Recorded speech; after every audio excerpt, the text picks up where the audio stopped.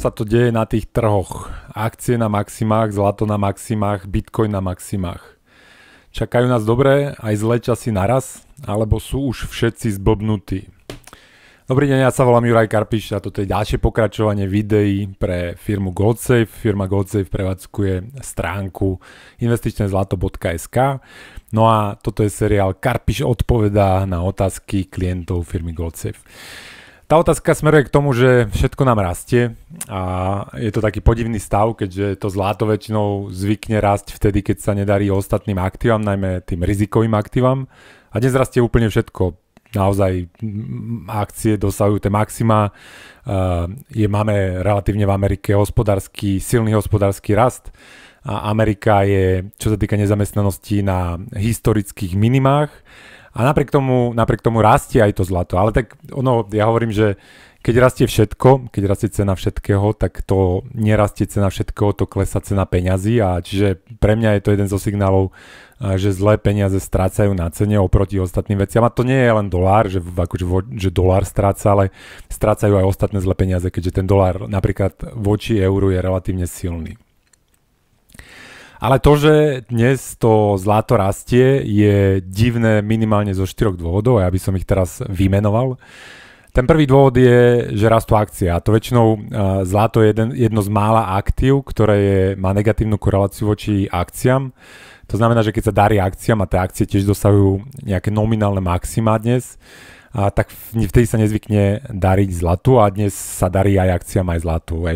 Treba povedať, že to zlato dosiahlo síce nominálne maximum tých približne $2300, ale stále to ešte není reálne maximum, ktoré dosiahlo v januári v roku 1980, lebo keď si upravíte o infláciu to maximum z roku 1980, tak dnes by vám to vychádzalo niečo na $3000, $3200.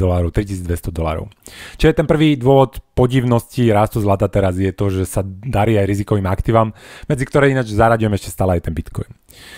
Druhá podivnosť je práve, že ten hospodársky rast, že momentálne v Amerike je konsenzus podľa mňa, že tam nebude žiaden landing, to znamená, že žiadna recesia sa nekoná, žiadna kríza, nič, všetko to pôjde ako raketa hore. A čiže aj z tohto dôvodu by to zlato nemalo až tak rásť. Ďalší dôvod, prečo je divné, že rastie zlato, je, že retail zdá sa, že nemiluje príliš zlato a na to je viacero ukazovateľov. Keď sa pozriete napríklad na tie zlaté ETF, to je to papierové zlato, tak retail vo veľkom predáva papierové zlato a odchádza z toho zlata. Ono to už trvá takmer 2 roky, ale približne $35 miliard odišlo z tých zlatých ETF, čiže tie zlaté ETF predávajú zlato a to je ako signál, že tí malí investori ho príliš nemajú v láske. Ďalším signálom je, čo robia finanční poradcovia. Finanční poradcovia majú extrémne málo zlata, myslím, že 75% bol taký prieskum, 75% finančných poradcov má menej ako 1% zlata, čo je najmenej za dekádu alebo za 15 rokov. No a naopak, ako tí investori napríklad tie bitcoinové ETF zažili teraz veľký príliv, za tých pár mesiacov ich existencie tam prišlo $70 miliard nových dolárov. Čiže ani tí malí investori nemajú radi zlato.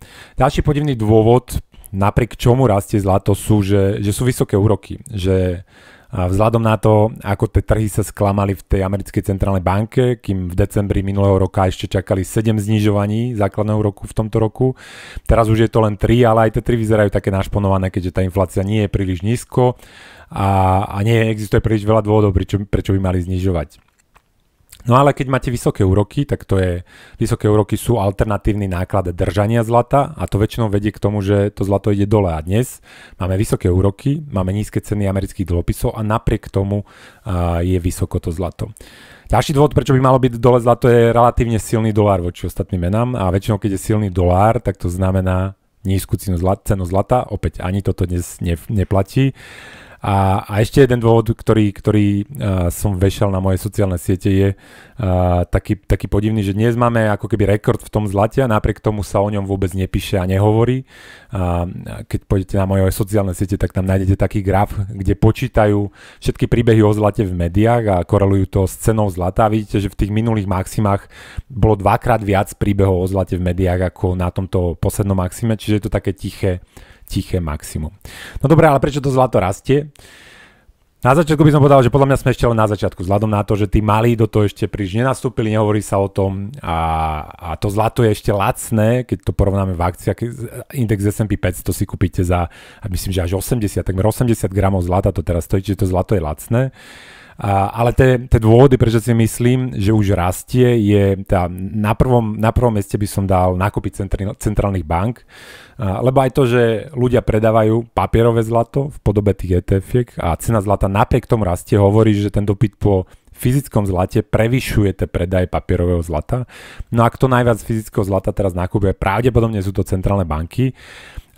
Od roku 2009 sú centrálne banky už čistým nákupcom zlata a zdá sa, že v posledných rokoch a v poslednom období sa tie nákupy zintenzívňujú. Určite tomu prispela aj vojna na Ukrajine, to, že Rusko napadlo Ukrajinu a tá reakcia Spojených štátov amerických, ktoré zmrazili tie rezervy dolárové Rusku, podľa mňa viedla v Číne, ale aj v iných centrálnych bankách prehodnoteniu toho, čo oni budú držať ako rezervu a trošku z toho, čo mali predtým v dolároch, prechádza do toho zlata. A čínska centrálna banka určite posledné mesiace relatívne intenzívne nákupuje to zlato. A to je podľa mňa dôležitý dôvod. Druhý dôvod vidím v tom zahraničnom politickom napätí.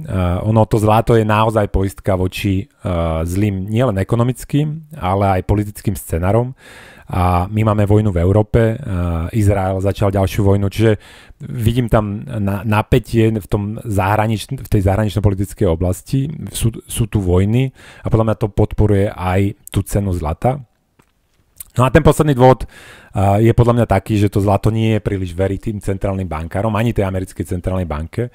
Podľa mňa to zlato tuší, že ten boj s tou infláciou minimálne v Amerike ešte nemusí byť vyhratý a podľa mňa sa poisťuje voči tomu, že tá inflácia, tá cenová inflácia sa vráti alebo bude nejaké druhé kolo tej inflácie. A prečo si to myslím? No myslím si to preto, že poprvé vidno, že aj komodity rastú a začali rásť, či už je to cena ropy alebo iných komodít. Cena energií viac menej začala rásť, čo naznačuje, že ako ten inflačný boj ešte nemusí byť úplne vyhratý. Druhá vec, ktorá prispieva tomu, že v budúcnosti môže byť vyššia inflácia, že tá americká centrálna banka sa nemusí dostať na ten svoj cieľ 2%, je, čo robí americká vláda. Máme volebný rok a americká vláda robí obrovské deficity. A to by malo viesť k tomu, že tá centrálna banka by nemala znižovať úroky, ale skôr zvyšovať, by mala ako keby krotiť tú stimuláciu ekonomiky a je ťažko predstaviteľné, že šéf americkej centrálnej banky, J. Powell, bude dvíhať úroky svojmu zamestnávateľovi, budúcemu prezidentovi a preto podľa mňa to zlato vidí túto dilemu a aj sa na ňu chystá. Čiže, aby som to zhrnul, podľa mňa zlato rastie pre nákupy centrálnych bank, lebo centrálne banky neveria zlým peniazom, ktoré sami vydávajú. Potom sú to tie zahranično-politické veci a sú to tie vojny, ktoré existujú. A podľa mňa tretia vec je ten rozdrapený americký fiškál a tie rizika spojené s tým, že ak to takto bude pokračovať, tak je možné, že tá vyššia cenová inflácia sa vráti a to zlato to už teraz zapracováva do svojej ceny. Tak či onak situáciu budeme naďalej sledovať a uvidíme, ako sa to teda bude vyvíjať a na nejaké ďalšie otázky od vás sa opäť teším. Zatiaľ dovidenia, do počutia, majte sa.